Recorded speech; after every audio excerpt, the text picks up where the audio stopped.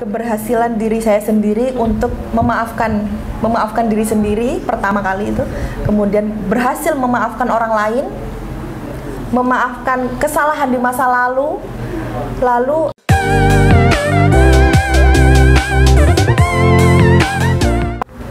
ya, jadi ini luar biasa sekali ya program Riyadhohan selama 41 hari, satu hari satu kali hataman Al-Quran sambil puasa. Dan puasanya nggak cuma puasa makan minum doang, tapi juga puasa mata, puasa hati untuk senantiasa membersihkan hati ya. Berarti membersihkan hati, benar-benar diresiki kabeh lah ya. Nah, ini ya kayak gitu.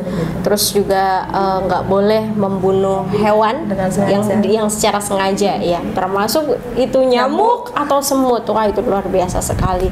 Jadi program Riyadhohan yang dilaksanakan dijalani oleh Nok Alifa ini benar-benar itu sebuah proses untuk restart kembali ya diri kita, mengupgrade hati dan juga jiwa kita dengan penuh penuh nuansa Qur'ani gitu loh, ibaratnya. Apa Nok yang membuat dari metode tersebut atau dari Riyadhohan tersebut yang paling memberikan dampak kepada Nok Alif itu apa gitu? Jadi menurut saya program 41 hari yang saya jalani itu untuk saya pribadi itu sebagai perjalanan spiritual. Jadi pertamanya saya menganggap ini cuma hataman-hataman seperti biasa gitu ya, Ternyata ketika sudah berjalan, sudah setengah jalan, sudah hampir selesai, itu tuh memberikan apa yang kita lakukan di situ itu memberikan efek yang luar biasa terhadap. Nggak cuma ritualistik hataman-hataman aja ya.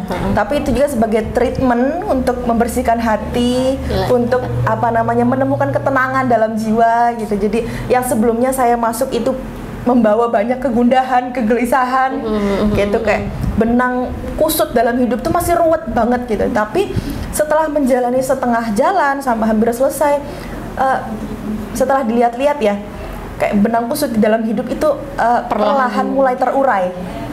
Kayak kegundahan mulai hilang, kayak kecemasan juga mulai pudar gitu. Jadi bukan hanya ibadah baca Quran, tapi juga perjalanan menemukan kedamaian jiwa gitu, menurut saya kayak gitu. Masya Allah, hebat banget. Jadi efeknya adalah atau impact dari Riyadhohan itu adalah yang terpenting adalah kedamaian jiwa itu tadi. Dan itu sesuatu yang mahal ya, sesuatu yang benar-benar nggak bisa dibeli dengan berapa juta atau berapa miliar, tapi itu melalui sebuah proses gitu loh ya. Gimana sih Nok Alif memaknai kedamaian jiwa itu sendiri? Kalau dalam hidup yang maksudnya kamu kan udah katakanlah segi umur udah dewasa ya, juga sudah melalui berbagai macam tantangan kehidupan gitu. Ketika kamu menemukan kedamaian, itu gimana gitu? Maksudnya bentuk kamu bentuk kedamaian menurut versiku. Versi kamu gimana? Kedamaian menurut aku, menurut saya adalah keberhasilan diri saya sendiri untuk memaafkan diri sendiri pertama kali itu, kemudian berhasil memaafkan orang lain, memaafkan kesalahan di masa lalu, lalu ridho dan husnudzon terhadap apa yang terjadi dalam hidup. Hebat sih. Gimana itu berarti kuncinya ada pada berprasangka baik dengan apapun yang terjadi di dalam hidup, sehingga itu yang nantinya secara tidak langsung akan mengantarkan hati jiwa kita menjadi damai gitu ya. Wah, hebat sih teman-teman. Dalam Riyadhohan itu kan pasti ada tantangan gitu yang paling berat. Kalau ngelihat tadi syarat-syaratnya, ngelihat tadi ketentuannya nggak mudah. Yang paling terberat nih menurut Nok Alif tuh apa selama proses itu tuh? Prosesnya pertama kali dijalani semuanya berat. Puasa, nggak waktunya Ramadan terus puasa itu kan menurut saya susah. Kalau ada sebagian orang yang gampang. Terus hatam Al-Quran satu hari satu kali dan itu continue. Maksudnya nyambung, nggak ada putus-putusnya. Itu menurut saya berat. Terus menjaga pandangan bagi kita yang sudah biasa hidup di luar, medsos apalagi itu juga berat. Jadi semua yang saya jalani itu kalau dipikir berat, tapi setelah dijalani semuanya bisa dilakukan. Karena satu faktor yang menurut saya paling berpengaruh itu lingkungan. Berarti mempengaruhi banget ya kalau lingkungannya mendukung ya. Iya, jadi karena teman-temannya juga begitu, melihat orang yang teman-teman ngaji, melihat teman-teman puasa, melakukannya bersama-sama gitu loh. Jadi nggak berat kayak gitu.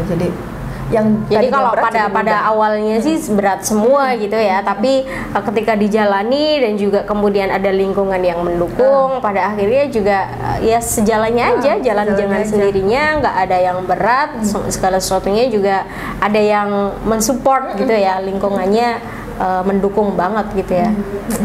Hebat banget. Kan selama 41 hari ini kan udah benar-benar continue hataman dan juga mentreatment hati itu tadi ya.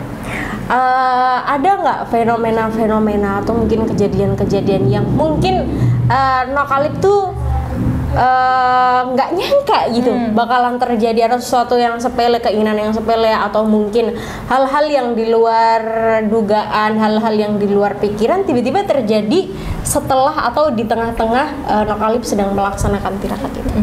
Jadi setelah berjalannya waktu sudah melakukan riyadhah hampir setengah jalan, saya itu mengalami beberapa hal yang membuat saya tercengang gitu. Kok bisa gitu.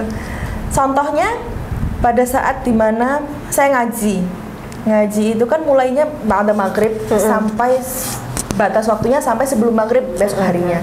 Waktu itu teman satu kamar saya itu pagi-pagi itu pada tidur, jadi mereka sudah tidur karena mungkin sudah utang ngajinya untuk sampai hatam itu tinggal sedikit, sedangkan saya itu utangnya masih banyak, ngajinya masih banyak, jadi saya nggak tidur. Saya tuh batin, ya Allah enak ya lihat mbak-mbak itu udah pagi-pagi udah tidur, aku juga pengen tidur gitu. Tapi dengan batin lagi, dengan niat untuk ngadem-ngadem hatiku sendiri, aku bilang gini, batin ya, nggak diucapkan, nggak apa-apa udah, ya nggak apa-apa wes, teman-teman itu pada tidur. Aku nanti juga bisa kok cepet selesai ngaji Qur'annya, soalnya paginya aku nggak tidur kayak gitu. Tapi batin gitu doang. Ternyata besok paginya setelah ngomong saya pagi nggak tidur karena nggak ngantuan, besok paginya saya ngantuk berat sampai duhur. Ya Allah, bangun tidur pas udah agak duhur masih banyak. Karena paginya kan utangnya masih banyak gitu loh. Jadi pas bangun-bangun pas duhur mau sholat duhur, tangi-tangi astagfirullahaladzim, ya Allah, mungkin ini tuh teguran dari Allah. Jadi padahal cuma dari dalam hati, cuma batin, mungkin itu juga teguran dari Allah untuk mengenyampingkan sedikit pun rasa kesombongan. Jadi kan tadi kan ada unsur kesombongan, aku nggak tidur kok, aku nggak ngantuk kayak gitu loh. Mungkin saya mendapat pelajaran dari situ. Jadi selain untuk ngaji secara lisan, hati juga harus diajak ngaji gitu. Terus hal-hal yang receh juga banyak yang terjadi. Jadi yang mengalami bukan cuma saya, tapi teman-teman juga hampir semuanya mengalami. Kayak misalkan Mbak Muhim ikut riyadhah terus batin, ya Allah aku pengen es boba gitu. Cuma kayak gitu. Sorenya atau besoknya ada.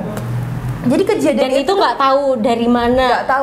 Jadi wasilahnya dari mana aja, tapi ada gitu loh, hadir gitu. Jadi peristiwa seperti itu tuh bukan cuma sekali dua kali, dan bukan cuma saya doang yang mengalami, tetapi kayak mbak-mbak riyadhah yang lainnya juga sering mengalami kayak gitu. Itu berarti kalau Nokalib simpulkan itu dari efek dari apanya itu yang hal-hal yang kayak gitu. Kalau saya bilang itu tuh bukan karena saya, tapi ada tiga hal yang mendukung terijabahnya doa seseorang. Karena pertama karena keberkahan Al-Quran itu sendiri, karena Al-Quran itu kan kalam suci, kalam Allah. Jadi karena kita tiap hari bermesraan sama Al-Quran, berinteraksi setiap hari dari pagi sampai malamnya lagi, pokoknya nggak pisah. Pertama karena berinteraksi dengan Al-Quran, karena keberkahan Al-Quran itu sendiri. Terus yang kedua karena tawasul.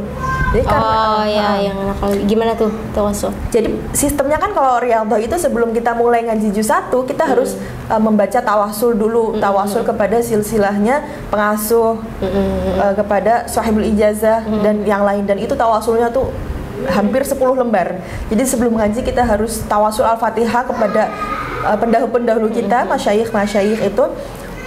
Lalu saya ngambil kesimpulan dari situ karena mungkin karena kita tawasul ke banyak orang, tawasul ke banyak masyayikh. Jadi ketika kita berdoa banyak yang ikut mendoakan.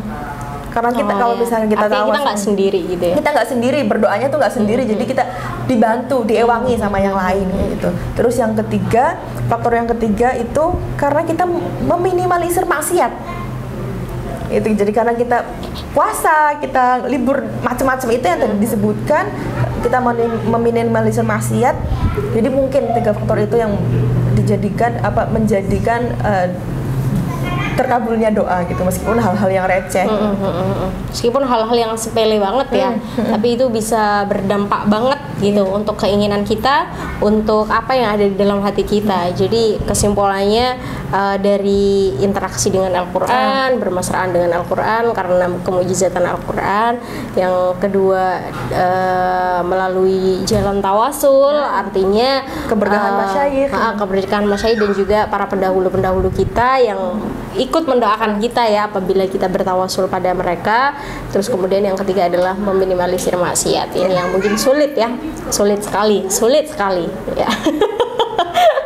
Gak gampang lah pokoknya apapun itu. Wah, hebat sekali sih Nokhalib, Masya Allah. Terakhir Nokhalib, mungkin bisa dikasih tips ke teman-teman caranya menghadapi kesulitan hidup atau pesan-pesannya untuk gimana bisa lebih intens dengan Al-Quran, lebih istiqomah dan lain sebagainya. Monggo. Apa ya? Jadi biasanya afirmasi ini yang saya lakukan untuk diri saya sendiri ketika menghadapi sebuah masalah, ketika hati sedang gelisah. Jadi langkah yang pertama untuk menenangkan diri sendiri itu menerima keadaan, menerima kenyataan. Terus yang kedua mencari solusi. Oke. Terus husnudzon.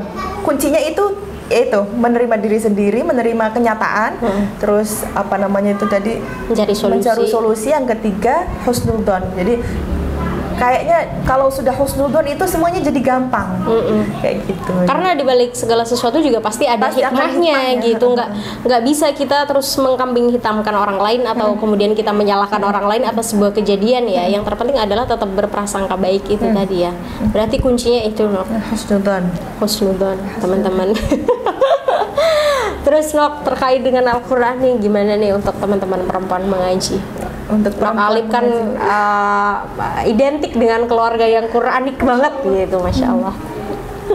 Jadi harus ditanamkan dalam diri sendiri bahwasanya keberkahan Al-Quran itu ketika kita sudah berinteraksi intens dengan Al-Quran, keberkahan Al-Quran itu pasti ada, pasti hadir dalam hidup kita dalam bentuk apapun. Jadi untuk teman-teman yang masih ragu atau yang masih punya tanggungan, yang belum dituntaskan Al-Qur'annya, harus percaya ketika kita sudah bermesraan dengan Al-Qur'an, keberkahan itu pasti hadir dalam hidup kita dalam bentuk apapun. Wah, hebat.